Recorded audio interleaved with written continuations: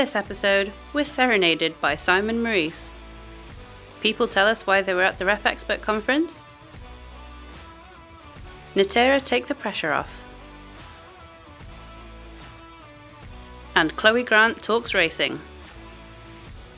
First up, we have Hella's Tech Talk.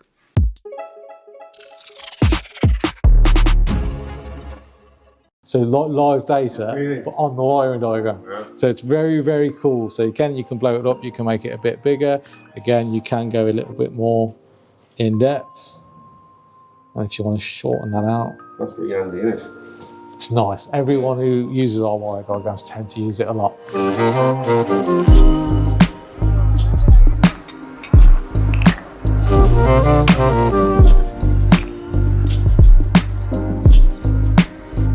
So we had all of the team were involved in the process today, so they could really understand, how the calibration works, how it fits together, and get that key information from Rick. We can really build a picture for how it all fits together. Getting everyone involved in that process where they're up close and personal to the action really is good, because it's a hands-on learning experience. It's a great system. The moment you plug it into the vehicle, it'll give you every instruction on static side, setting up the boards, all the instructions step by step. At the moment it's sort of a little bit finicky to get everything set up, but once it's set up it's fairly straightforward. That's it. I think for me I've definitely learned a lot. It's bigger and much more vast than I thought. From the components that can affect it, to faults underlying that can stop it, from little sensors to suspension components, and also having that work carried out, let's say repair. It requires ART calibration after those certain repairs, which is quite interesting.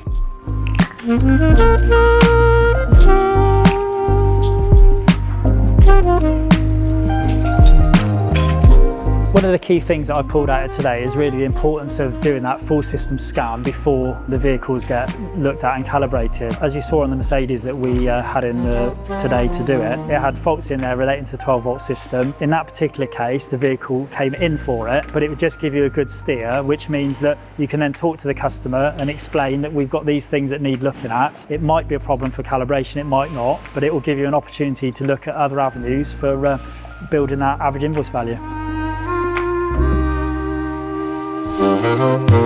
Next for us then is really taking that information we've learned, doing some vehicles within our business over the next few weeks, really working that process and understanding, and then from that we're then going to be able to go and do some IMI training specifically for ADAS, so we can really build our skill level around calibration and have some accreditation which really supports the fact that we are qualified and able to do it.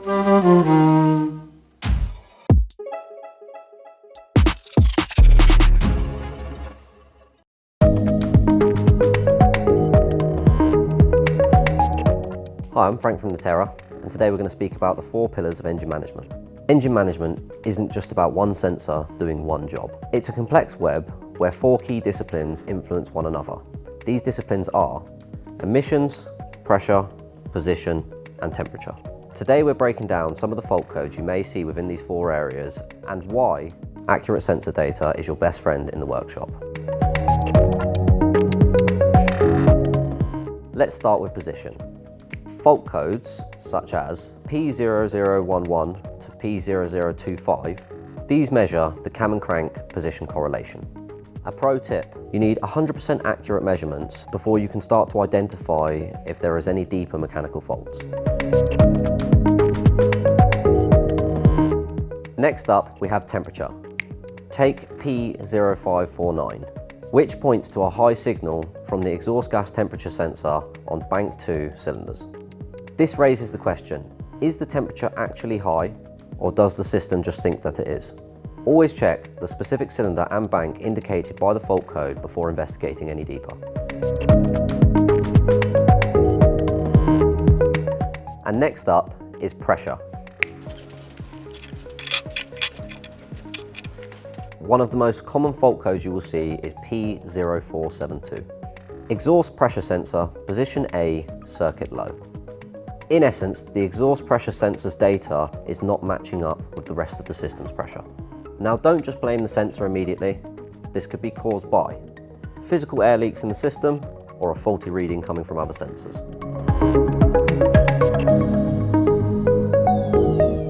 And finally, emissions.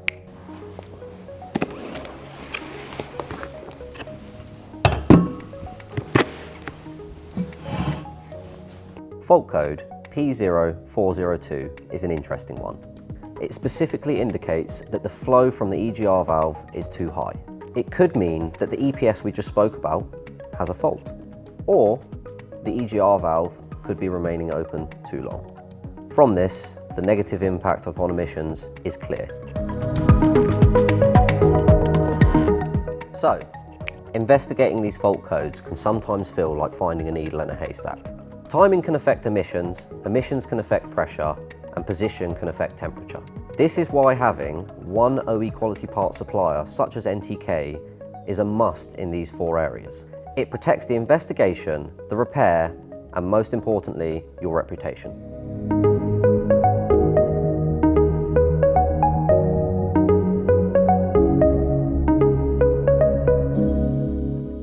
This is Garage Talk Radio.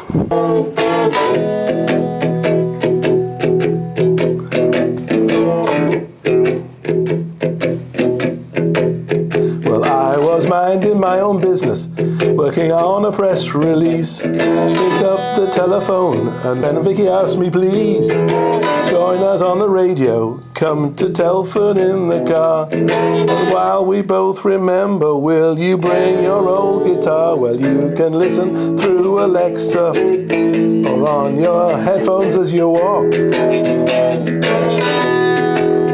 Yes, this is Garage Talk Radio, and we are talking Garage Talk.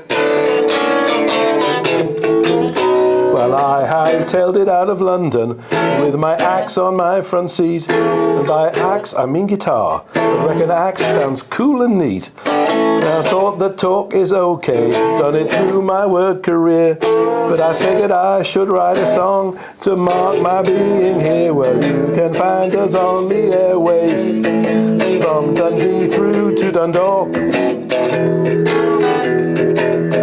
This is Garage Talk Radio, and we are talking Garage Talk.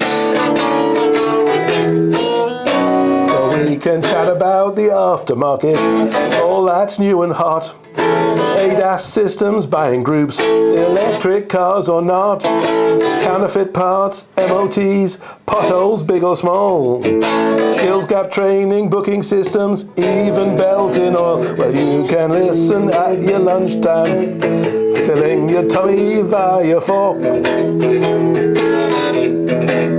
Yes, folks, it's Garage Talk Radio, and we are talking Garage Talk.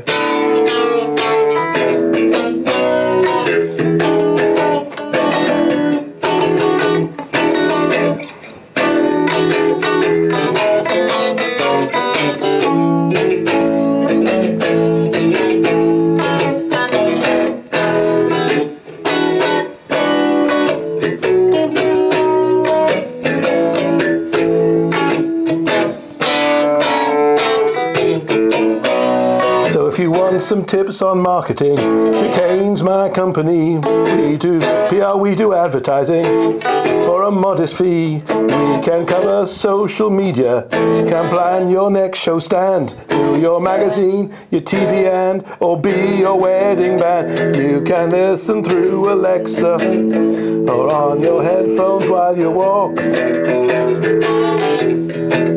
Yes, this is Garage Talk Radio, and we are talking Garage Talk. Yes, this is Garage Talk Radio, and we're talking Garage Talk, you all. That's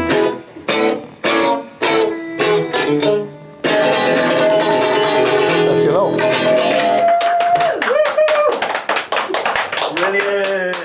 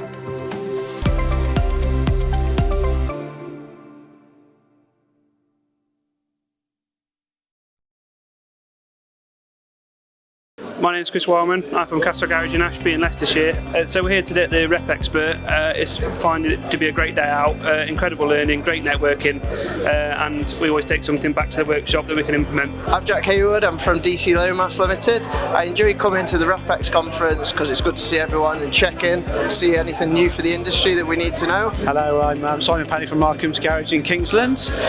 Here today at the REPXPERT conference because I've been one of the speakers on the panel.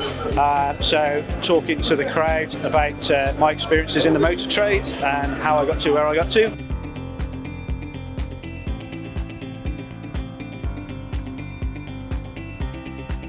Hi, I'm Drew from Techman here at the Schaeffler REPXPERT event. It's actually my first event today, but it's great to come here and see existing customers, new customers, suppliers and partners. Hiya, my name's James Mannering. I'm National Accounts Manager at Schaeffler VLS in the UK, and we're here at the REPXPERT conference today. So the reason I'm here is I work for Schaeffler. I'm part of the REPXPERT team, but to be honest, I think one of the best things about this conference is the networking. I'm Colin Dent for North London Garages. I'm at the REPXPERT conference today because I want more employers to engage with apprentices. Good day everyone, my name's Dean Lomas from DC Lomas Limited, and I love coming to the REPXPERT conferences because you don't just see what's going on in the industry, you network with valuable people within the industry itself. Thank you.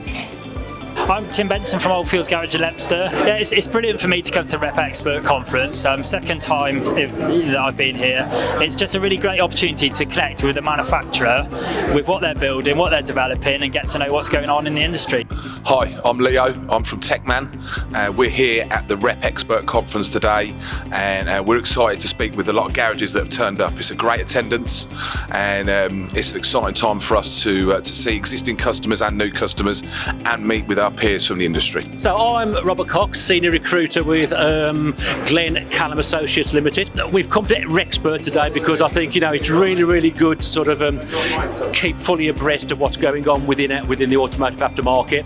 Obviously do some networking with people we know. It's good to catch up with them, colleagues, friends and other industry professionals, and it's really nice to see that the up and coming aftermarket people, the students that are here, the people that actually want to sort of make this wonderful industry their career and their profession. Hi, my name's Randy and I'm from Courtwood Car Services, also the founder of Pink Garage. I'm here today at REPXPERT to learn, grow, network, build relationships and deal with everyday challenges that garages are also facing and find solutions to them and think outside the box. Hi, my name's Lou, I'm from Warmanic and I am from Birmingham. I'm here at REPXPERT because it's local. No, I'm only joking. It's only every other year REPXPERT, and it's just fantastic. It's a great networking opportunity. There's loads of familiar faces and new faces, which I think is really good. The breakout sessions is the best and I can't wait for them. So let's roll on this afternoon.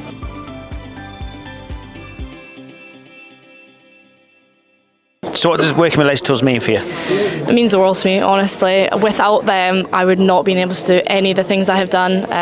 When you come into car racing, it's more what who you know rather than what you know, and I knew no one. I was very fortunate to win a scholarship when I was 15 for the first year, but then from then on, I had no idea where to go. And when Laser reached out and said, "Do you want to race, a Formula 4 car in the GB4 Championship?" I was like, "Yeah." Why not? There's no way I'm saying no to that. I think I definitely bawled my eyes out when I signed that contract. I never dreamed of ever being able to race in single seaters in Formula 4 and F1 Academy, let alone get to do single seaters for 3 years. And without them, it would not have been possible. And then obviously the move to GTs last year, and now continuing in the GTs this season. Again, without Laser, my career wouldn't exist. So I'm so grateful to them. And honestly, they're my family now. It's not just a partnership. It's past that point. And this is our 5th year together. So yeah, I'm very grateful.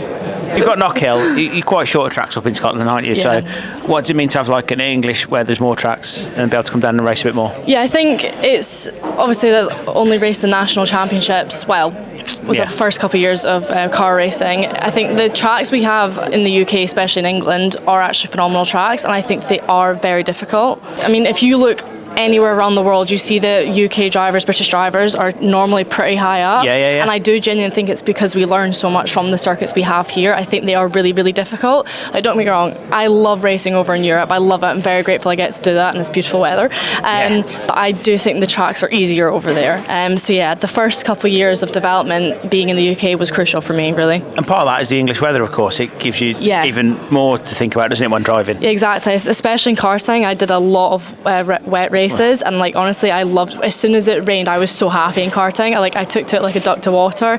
Loved it so much. I got very confident in the wet. But funnily enough, I've like not done that many wet races in cars, which is kind of weird because I've done a lot of racing in the UK. But yeah, only done, I'd probably say like only 2 or 3 wet races in the UK, which is bizarre. Do you think that's just because we get more practice, or do you think it's we like more danger and take more risk during the wet weather? I think it is just, well, obviously practice makes perfect. So I do think it is because we normally get more wet running than anywhere else, really. And also, I do think UK drivers, we like to get our elbows out. We're a bit tough, I'd say. So yeah. And you've learned from the best. Lewis Hamilton, obviously one of the best wet racing drivers we've ever seen in the world. Yeah, 100%. You followed him, didn't you? Followed his career. Yeah. He's always been someone I've looked up to as a driver, as a person, just everything. He's incredible. You walk away from a conversation with Lewis and you feel amazing. And I think that's somebody that I aspire to be. You obviously want to be an incredible driver like him, but then you also want to make people feel the way that he makes you feel. I just look up to him in every aspect. And your other hero was Ayrton Senna. Yeah. And I'm guessing you didn't see him race. No. So where does that come from?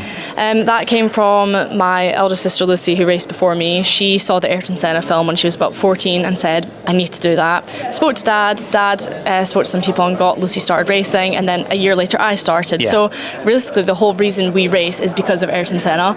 And obviously Lewis massively looks up to him as well. So it all just kind of stems back to that, really. All back to Lucy. What do you know about the great man himself?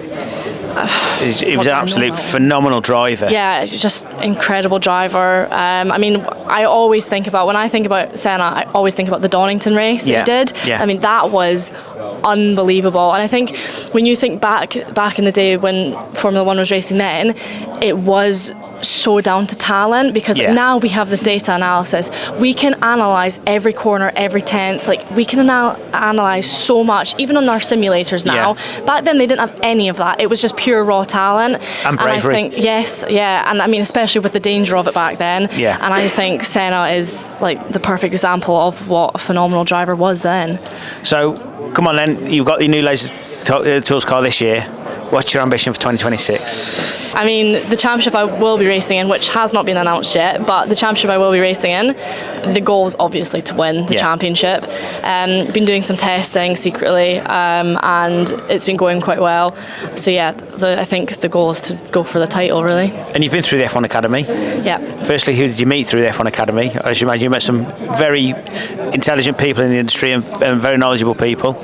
Yeah, so I did that in 2023, the first ever season, with ART Grand Prix. And the biggest part of it for me was just racing for ART. Like I said, it's hard to race for such professional teams that are in F2 and F3 when you can't obviously afford to do F2 and F3. And when F1 Academy gave me the opportunity to do an incredible championship for a much lower budget and then learn from ART, it was very, very crucial for my development.